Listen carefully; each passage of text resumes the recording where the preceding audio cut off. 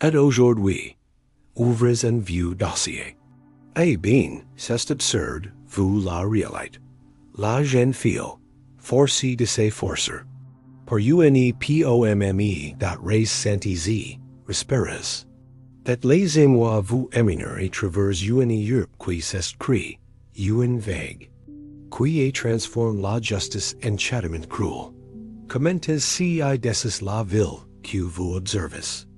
Il est toujours fascinant de savoir jusqu'où résonnent encore les échos du passé. Quelqu'un l'observait. Et elle le savait.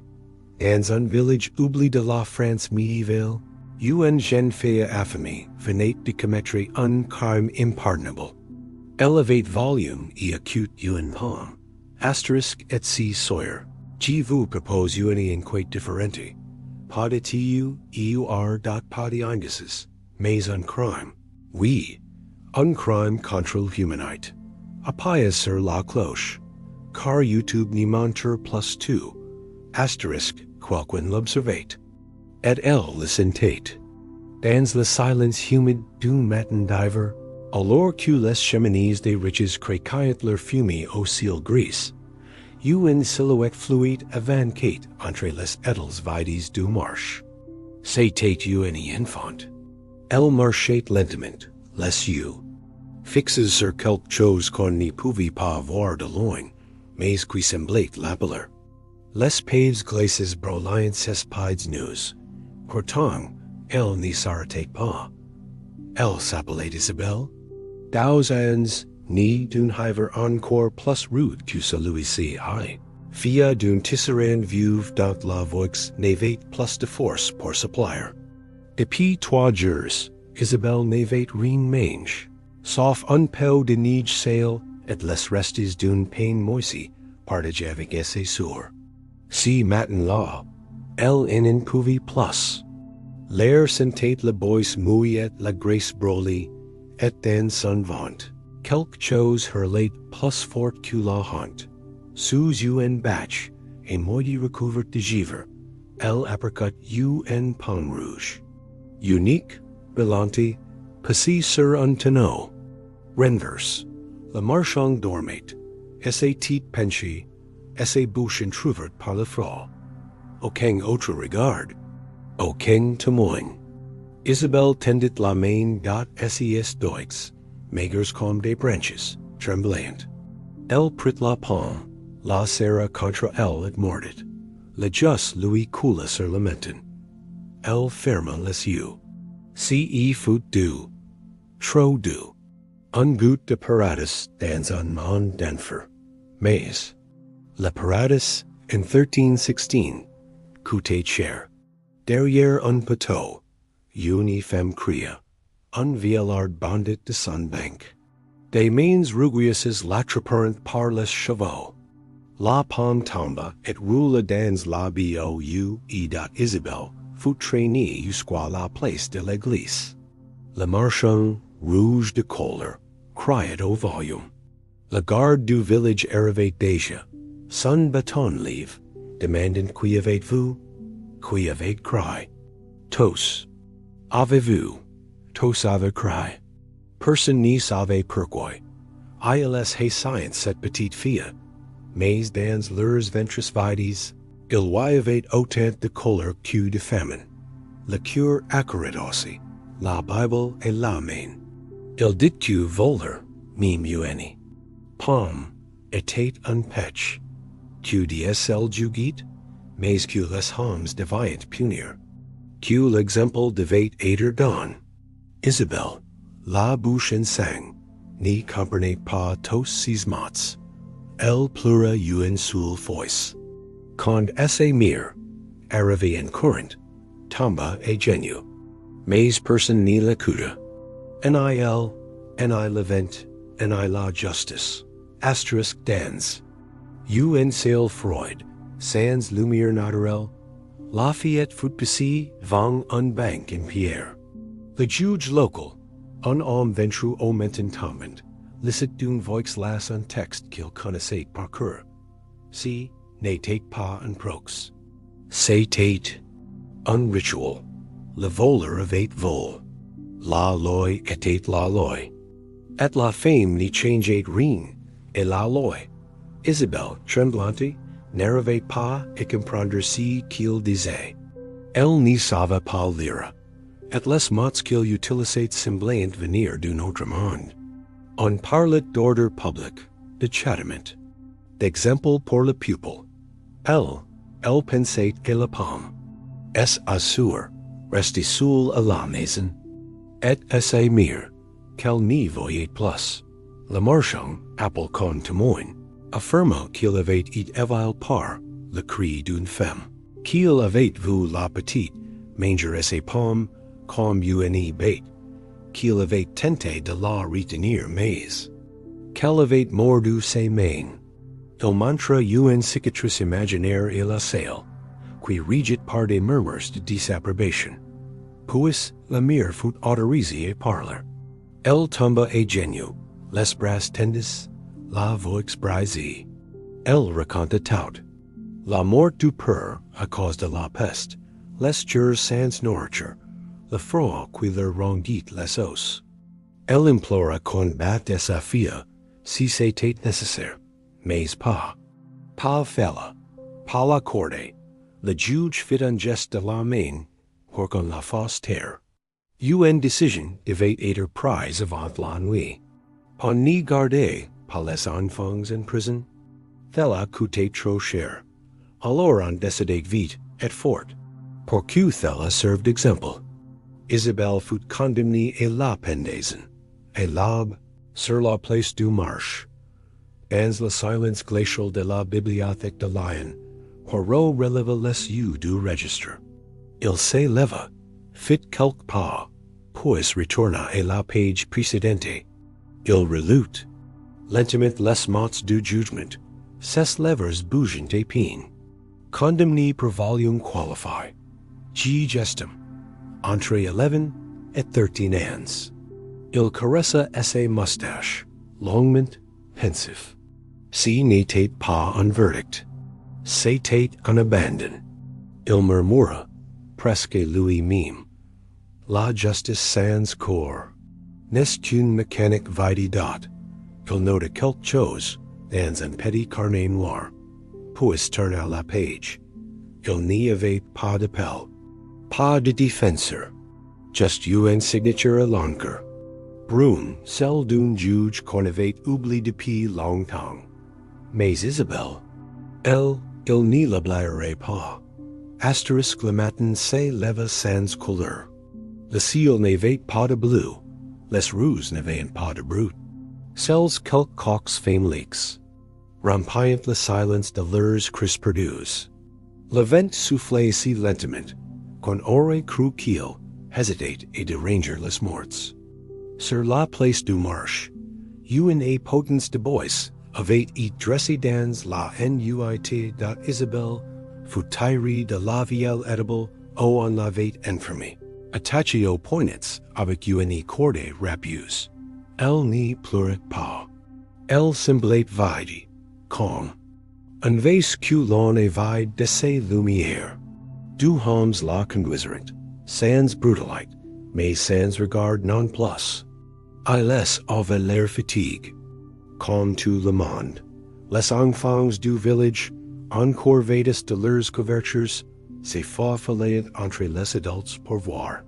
Certains riaient nerveusement. D'autres avaient les yeux ronds de peur. Une exécution, mine d'un enfant, restait.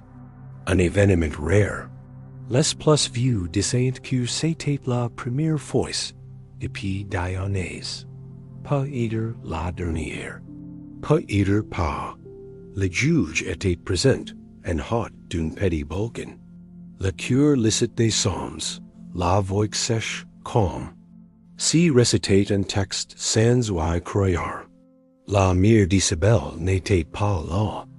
Ô peut-être était-elle, trop loin au sol, effondrée, mécanisable parmi les manteaux.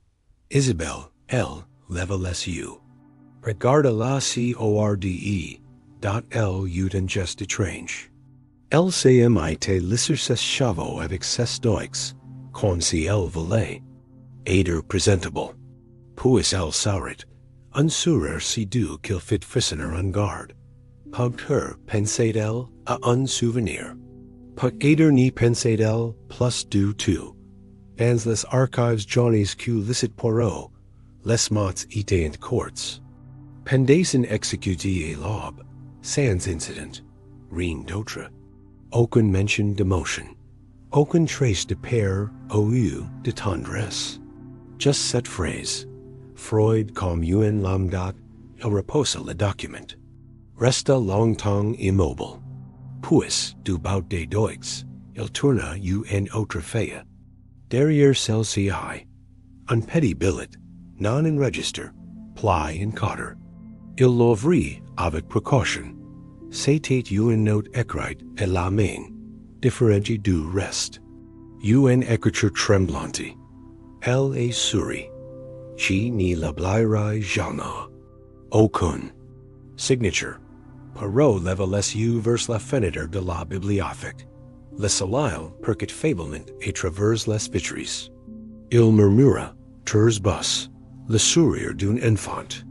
Est plus fort que 1000 verdicts. Asterisk après la pendaison, la foule se dispersa lentement, quand un troupeau après le ridge.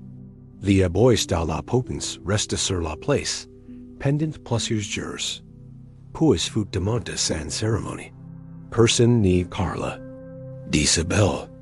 Il n'y eut un prière publique, un pierre, un mot grave dans le bois, just le vent. Et un vide. Les enfants retournèrent jouer au même endroit, sans comprendre si qu'elle avait vu. Les adultes, préférant n'y pas se souvenir. Dans un monde où chaque jour était un combat pour survivre, la mémoire devenait un luxe. Isabelle fut avalée par le silence. Son nom n'y résonna plus dans la mire. Dit-on, disparut peu épars. Certains disaient qu'elle était morte de chagrin, d'autres qu'elle avait fui vers une autre ville. Une voisine affirma l'avoir vue par leur soul, la nuit, au bord du Puits. Mais rien n'y fut note, rien n'y fut écrit. Le monde continua à tourner, sans elle. Des années plus tard, une nouvelle épidémie effaqua la moitié du village. Les registres furent déplacés, certains brawls, d'autres melanges. Il m'y resta que quelques faisettes, et la plupart des noms furent rachers, oublis réécrits de travers par des mains précises. Le nom, Isabelle de Ronde, apparut une seule fois. Encore, ray sans explication. Dans la bibliothèque de langue, Poirot observait la structure du registre avec attention. Il connaissait l'ordre rigoureux de l'administration médiévale. Chaque jugement était classe, sign, et le nom du témoin devait être note et droite. Pourtant, ici, une absence. Un espace vide. Deux lignes blanches.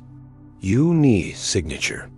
Man QUNTE dot il se pencha, raproca une loup. Des traces de gratitude. Quelqu'un avait effacé un nom dot il se redressa lentement. Pourquoi effacer un témoin? Qui avait intérêt à faire disparaître si nom? Était-ce un simple oubli? Oh, un silence volontaire? Poirot ouvrit un second volume, la et l'année suivante. À la page 113, une mention brève attira son attention. Les témoins GTA quittent la région après l'affaire de Lafayette. Aucun contact depuis. Il nota dans son carnet, GT, silence après la pendaison. Et pour la première fois, il sentit qu'Isabelle n'était pas pas morte seule. Mais que secret, en terre avec elle, attendait d'être révélé. Asterisk. Il y avait dans l'oubli quelque chose d'organisé. Si il n'était pas seulement le passage du temps, c'était une volonté. Une main qui avait choisi d'effacer. Poirot, assis à sa table, relisait pour la cinquième fois la note mentionnante. Le départ du témoin, GT. aucun prénom, aucun métier. Just do initialies at UNEDISPA RITION dot. Il consulte l'index des registres civils de l'époque. Lyon, Clermont, puis plus loin encore. Il cherche parmi les scribes, les marchands, les hommes d'église. Enfin, dans une annexe poussières, son Deutsche Rede, Guillaume Tisserand, greffier adjoint au tribunal paroissial de Saint-Maur. L'année même de l'exécution d'Isabelle, les noms semblaient anodins. Mais si fut la mention quitte, qui glaque Poirot, I quit son poste sans justification. Aucun dossier rendu. Rumors de maladie mentale. A disparu épris le hiver. Pas de disease in register. Pas d'interment. Just disparu. Asterisk lay. Train s'arrêta dans un souffle rock. Au bord d'une colline boisée. Il n'y avait pas de guerre. Just une vieille pancarte de bois, sur laquelle on pouvait lire. Et demi-effacé, rejoignent. Poirot descendit seul. Le vent était léger. Charge d'herbes sèches et d'un parfum ancien. Ici, le temps semblait marcher plus lentement. Le village se trouvait à 30 minutes de marche et travers un sentier bord de murets en pierre. En approchant, Poirot apercut des toits rouges, un clocker penche et un silence étrange. Calm. Si personne n'y parlait jamais trop fort ici. Une dame âgée balayait, vang ses portes. Un chien dormait à l'ombre. Il n'y avait un brute de moteur, un enfants jouant. Poirot trouva l'ancienne maison des Tisserand. Elle portait encore si nom, graves une pierre au-dessus de la porte. Mais la demeure semblait abandonnée depuis longtemps. La porte en bois grinca quand il la toucha. À l'intérieur, une odeur d'herbes sèches et de vieux papier flottait encore. Des bocaux, des plantes, des étiquettes écrites à la main.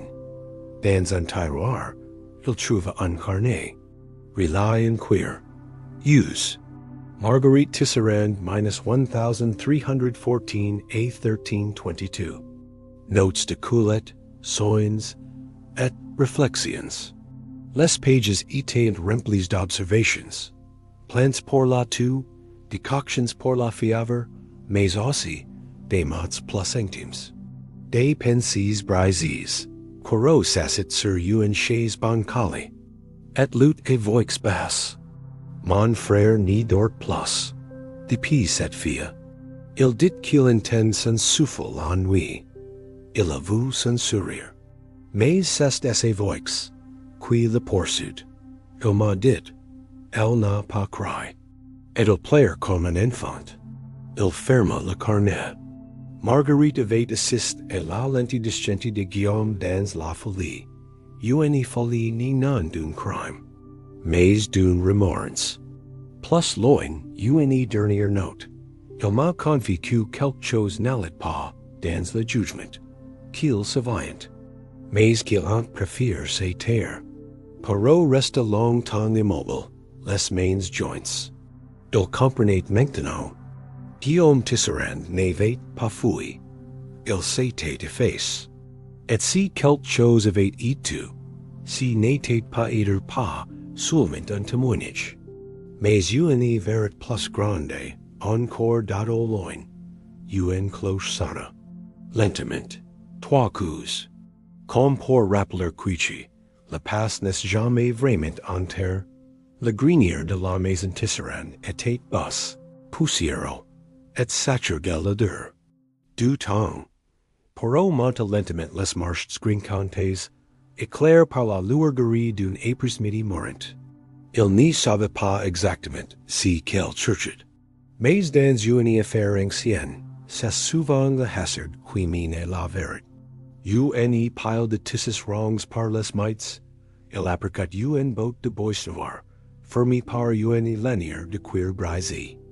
À l'intérieur, il trouva des feuilles plies, un petit crier sec, et un objet inattendu. une broche in forme de pomme, simple, rouilly, mais encore reconnaissable. Son cas c'est Sarah, les papiers étaient couverts d'une écriture serrée. Difficile à lire. Si n'était pas le carnet de Marguerite. Si manuscrit était plus ancien. L'encre était brune. Le papier rougeau. En haut de la première page, mémoire de GT et le récit G disparait. Poirot se figia. Il venait de tomber sur un témoignage volontairement caché. Il s'assit sur la planche de bois, et lut. G ne peut pas dormir. G n'arrive pas à respirer sans revoir son visage. Si il n'est pas si tu G volée, si il n'est pas si qu'on m'avait dit. Puis, plus bas, le jugement avait déjà été décidé avant même qu'elle n'y vole la pomme. Le marchand voulait faire. Un exemple, il avait payé le juge, et le cure, a béni Thella. Poirot releva la tête. Son souffle était lent, maîtrise, mais son regard brûlait. Si n'était pas une erreur judiciaire, c'était une exécution organisée, une ancienne skein, un système de punition, une justice corrompue, même au corps de la famine. Loin, Guillaume écrivait, j'ai voulu parler, mais on m'a menace. On m'a dit que ma soeur serait ready. Alors j'ai fui. J'ai préféré disparaître que trahir un enfant. Poirot referma doucement les pages, comme on ferme les yeux d'une morte. Il sentit un silence nouveau s'installer dans la pièce. Pas un silence vide, un silence chargé. Celui qui sut. La vérité. Il posa la broche sur le carnet. Elle avait été pendue avec cette pomme sur le cœur. Et maintenant, enfin, quelqu'un la croyait. Asterisk le nom du marchand était apparu plusieurs fois dans les écrits de Guillaume, Jérôme Vallon. Poirot noticed soigneusement les détails.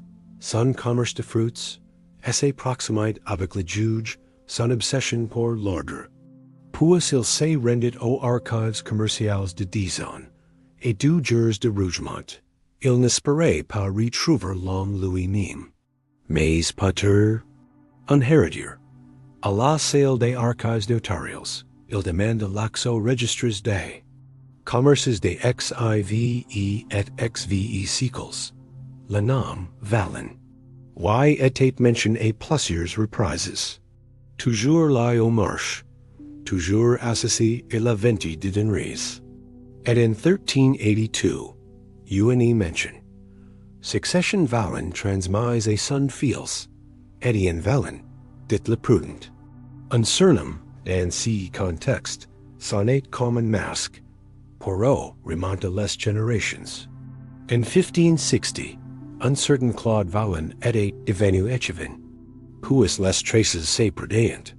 Mais dans une lettre de 1894, il tombe sur une correspondance privée entre un historien local et un certain Matthew Vallon, retraite qui vivait encore à Dijon. Il frappa et se porte le lendemain. L'homme au visage du héros mains nuises, ouvrit sans méfiance. Il était collectionneur d'objets anciens, passion d'histoire familiale. Lorsqu'il entendit le nom d'Isabelle Durand, il franqua les sourcils. Si nom est familier. Mon arrière-grand-père parlait souvent d'un dossier honteux.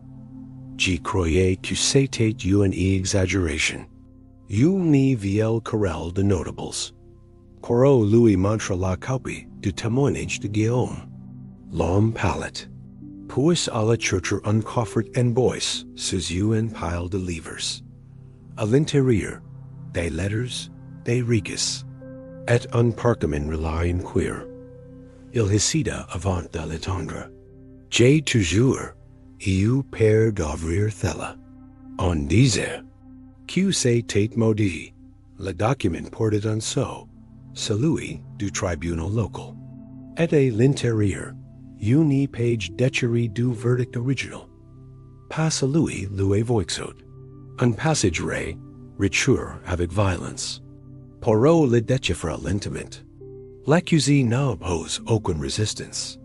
Le jugement est maintenu et titre d'exemple pour la marche de Valen, en vertu d'un accord conclu.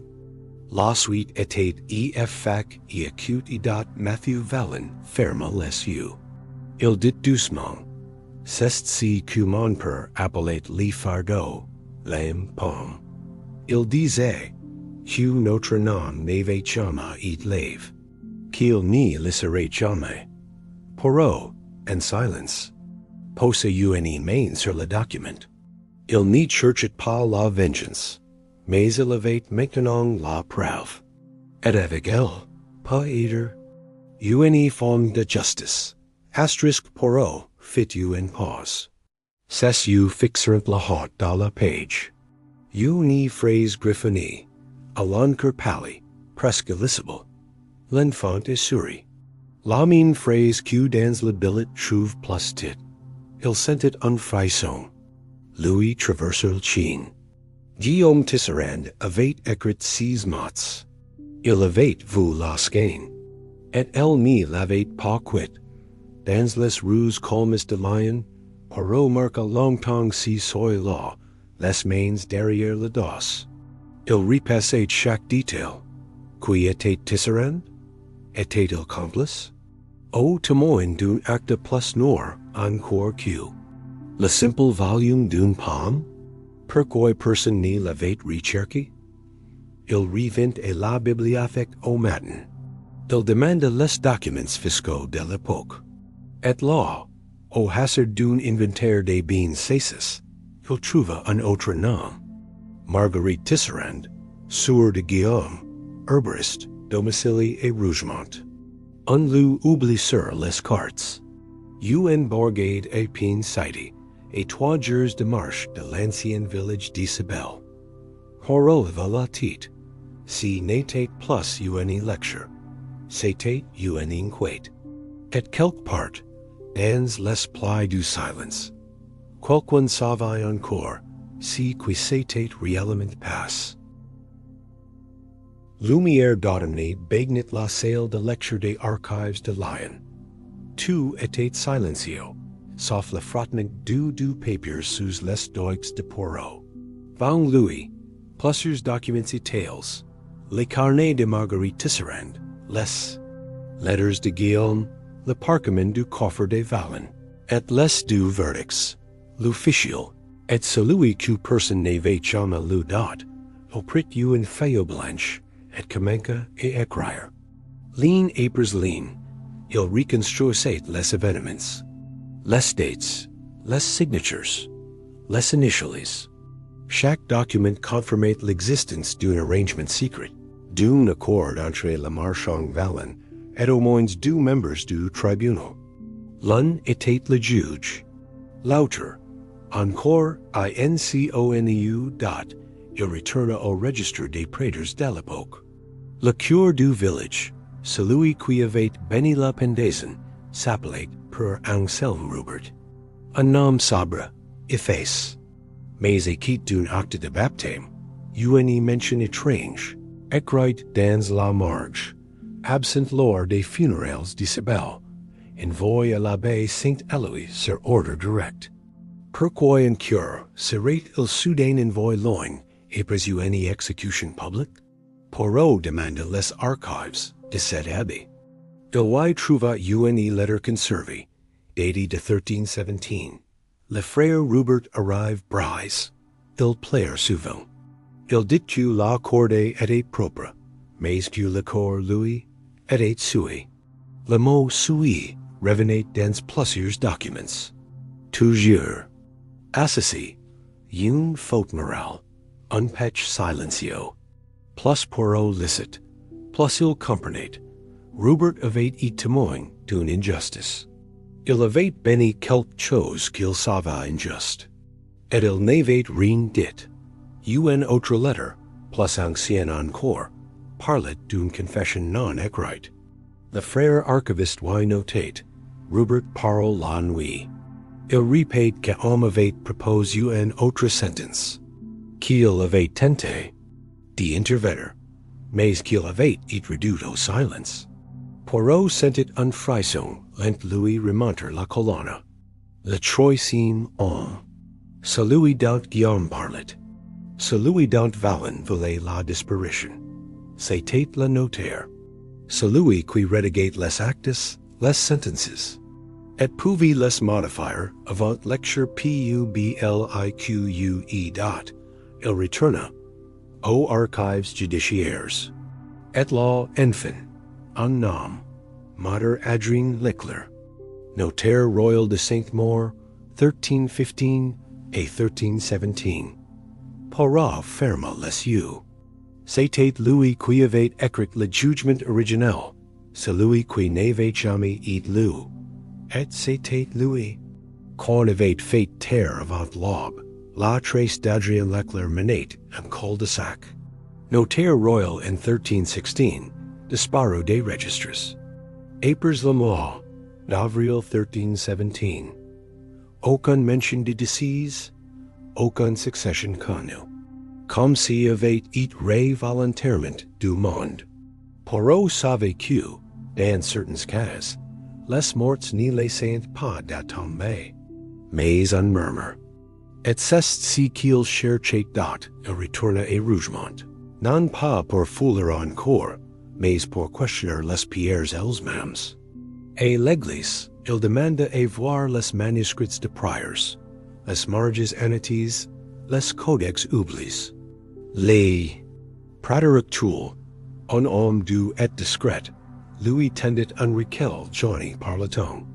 Livre des Aims and Penitence, 1315 to 1325.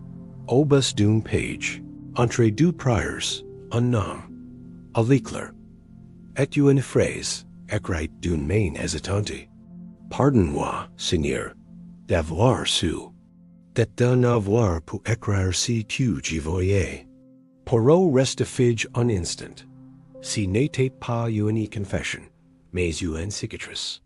Leclerc n'avait pas disparu. Il s'était infirme dans le silence, dans la prière, dans le regret. Il avait refusé d'être complice. Mais il avait été trop faible pour devenir témoin. Dans la sacristie, il trouva un vieux coffre contenant des copies de correspondance entre l'abbé Saint-Éloi et le diocèse. L'une d'elles, datée de 1319, parlait d'un ancien clerc retiré, vivant sous vue de silence, qui écrit dans la terre, mais jamais sur le papier. Poirot comprit alors. Leclerc avait choisi l'obliquant tombé, mais un fragment de lettre mal range attira son regard. Sur un parchemin de chair, une écriture fine presque effacée disait « Elle n'a pas crié, mais moi j'y crie ». Encore, il reconnut l'encre. La même que celle du registre falsifié. C'était bien Leclerc. Il avait écrit, il avait crié. Mais personne n'avait écouté. Poirot replia lentement le papier et le rangea dans son carnet noir. Si n'était pas une preuve pour les tribunaux, mais c'était une preuve pour la mémoire. Dat dans le silence de la chapelle vide, une voix semblait résonner entre les vitraux. La voix d'un homme qui n'avait jamais cessé de regretter. Asterisk et Paris. Non loin de la rue de Vaugirard, se trouvait un petit musée oubli, le musée de la faim médiévale. Installé dans un ancien couvent, ses couloirs sombres et ses vitrines poussiéreuses accueillaient peu de visiteurs.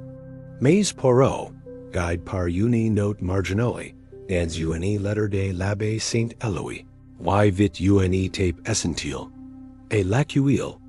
Une femme aux cheveux gris l'y reconnut. Elle lui dit avec douceur, «Ters peu de gens viennent ici, et encore moins pour chercher you sul feuillet pendue». Elle s'appelait Clémence Davel, conservatrice bénévole. Elle guida Poirot et traverse les couloirs entre des hôtels rouis, des cranes étiquettes anonymes, et des tableaux representant des signes de famine, de vols. Et dépend des sons date, il remarqua immédiatement l'absence d'un nom. Aucune mention d'Isabelle. Aucun objet, aucune fiche ni portait son prénom. Pourtant, dans la section Justice publique durant les famines, un mannequin de fillette était suspendu par une corde de ligne. Trop réaliste, trop précis lemons, serait là. Puis, en regardant autour d'elle, ouvrit une petite. Trop dissimulée derrière un rideau. À l'intérieur, un tiroir scale. Elle en sortit un petit coffret. Chaque n'a jamais été exposé. On nous se demande d'éviter cette affaire. Elle troublait inutilement. De ce IENT-I LS. Le coffret contenait 3 objets. Une broche en forme de pomme, identique à celle trouvée chez les tisserands. Une page de journal, rédigé par un étudiant en 1904, décrivant la légende d'Isabelle, pendue injustement pour satisfaire un marchand. Et une lettre signée d'un ancien conservateur. Si vous lisez Chaque, n'oubliez pas son nom. Nous n'y pouvions pas l'écrire, mais nous pouvions le préserver. Poirot lut la lettre lentement, comme une prière. Elle n'y révélait rien de nouveau, mais elle confirmait tout. Isabelle était connue, et ses souffrances avaient été transmises, secrètement, de génération en génération. Elle survivait non pas dans les livres, mais dans les silences partagées date, il regarda la broche dans la vitrine. Deux mots graves dos, presque invisibles, elle brillait, comme si même dans la boue, dans la corde, dans l'injustice. Isabelle avait les de la lumière. Asterisk le lendemain matin, les rues de Paris étaient silencieuses sous une fine pluie. Poirot, vas-tu? De son manteau gris fonce, marchait en direction de l'ancienne bibliothèque royale de justice, aujourd'hui transformée en centre d'arches restreintes. Il avait en main une autorisation spéciale, obtenue grâce à ses relations dans les milieux historiques. Un document qui lui ouvrit les portes. D'ici qu'on appelait entre archivistes, la salle des dossiers fantômes. À l'intérieur, on lui remit un badge, un gant de coton, et un silence formal. Un archiviste aux lunettes épaisses l'accompagnait jusqu'à une section basse, voûtée, protégée par une grille en fer noir. Ici, monsieur, seuls les dossiers judiciaires classes O ex public. Si le nom n'est pas dans l'index, il n'en jamais existe. Poirot hocha la tête. Il savait si qu'il cherchait n'apparaîtrait jamais, au grand jour date et portum. Dans un vieux cahier d'inventaire, aux pages jaunes, il apricote une ligne sans code, sans numéro, sans titre. Just dossier oubli, ISD, silence impose, 1316. Ses doigts tremblèrent légèrement. C'était là. Elle n'avait pas été effacée. Elle avait été classée sous silence. On lui apportait une botte grise, sans étiquette. À l'intérieur, pas de documents, des fragments. Une page de plainte originale, Dinker. Un rapport médical qui n'y portait aucune signature. Et un mémo. Ordre de n'y pas inscrire le nom de l'enfant dans les registres funéraires. Signe, LG, Intendance du ROI Philippe V. Poirot, serait l'homme sur ses initiales. LG le ROI lui-même, aux ses officiers, avait approuvé cette disparition. Ce n'était plus un simple ex de zèle local. C'était un choix politique. En période de famine, il fallait de l'ordre, pas des larmes. Dans le fond de la haute, collier la parole, unir fea, le pupil doit craindre, pas pleurer. Poirot sentit une colère froide lui monter à la gorge. Isabelle n'avait pas et puni, pour si qu'elevate fate. Elevate et sacrifice, pour si tu les autres volide faire, CROIRE dot, il ferma la botte lentement. Avec respect. Et en quittant la salle, il murmura, ils ont tout fait pour l'oublier. Mais maintenant, j'y sais.